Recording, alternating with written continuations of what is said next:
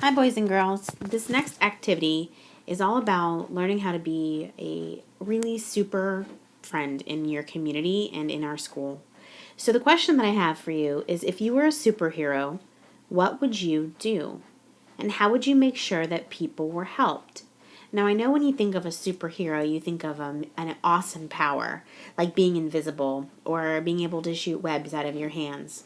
But I want you to think about a superpower that you actually can have in real life that you maybe already have.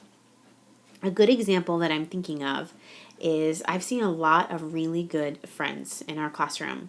Friends who are willing to share, friends who are willing to partner up and willing to be a team. That's what I'm looking for. I'm looking for some examples of ways that you can be a super friend, or you can be super helpful, or you can be super kind. I want you to think of 3 ways that you can make sure that people are helped. So I see this child here, and I'm making this bigger, so I know I want you to look at it. And you can see that he's even wearing a cape, and it says how to be a superhero. Well, superheroes are strong, but they don't have to be strong just in the way their body is, but they're strong in how they can help people. Going to the next page, here's the things that are important. When you're writing about how you can be a superhero, maybe it's helping a friend, maybe it's earning dojo points, maybe it's helping a kid down the slide or walking a friend to the clinic, maybe it's picking up garbage that you found on the ground. However you decide that you'd like to be a superhero, I want you to use these 4 ideas to write about them, because I know how much friends want to earn a star. And you can see this big star is bouncing on your screen. Because if you do these 1, 2, 3, 4 things, you can earn your very first star. So here's the 4 things that I want you to think about and check off on your list. I can add details to my picture. So when we add details, that means that we add color. So if I wanted to color this house blue, I would very carefully color in the lines, because I'm going to show the reader of my story how very carefully and neat I can color in my house. Details I can also add are by coloring the plants that are around me, giving a setting, maybe adding some grass and maybe a blue sky, showing the reader and somebody who reads my paper that it's interesting. Very interesting. The next piece that I want you to do is I wrote the date on the top. I'm going to write the date right here for you. Today's date is 9/3/15. That is also on the board by the calendar. So writing the date on the top of your paper is an important first grade step. The next thing you can do to earn a star is you can label your picture by sounding out the words.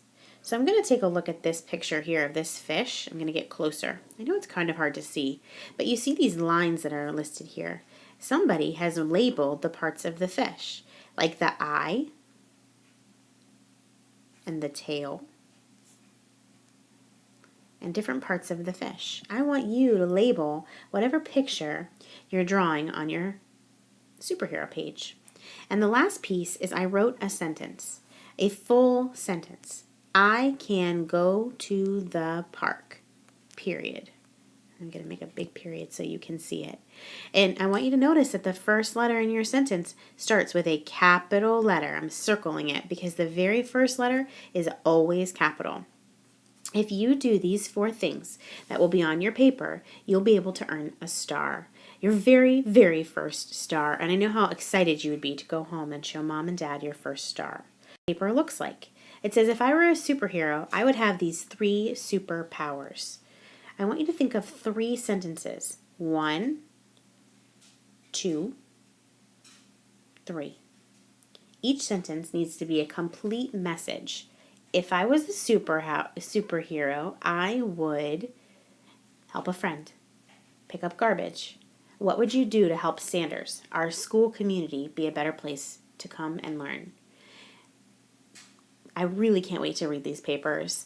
On the very back is where you can draw your picture. So when you finish writing your 3 ways, you can flip your paper over and you can finish writing on the back. Draw a beautiful picture with crayons. Remember, you have to use as many details as your age. So if you're 5, 5 crayons, 6, 6 crayons, If you really want to impress your dear teacher, you can add even more colors. Good luck. I can't wait to read them.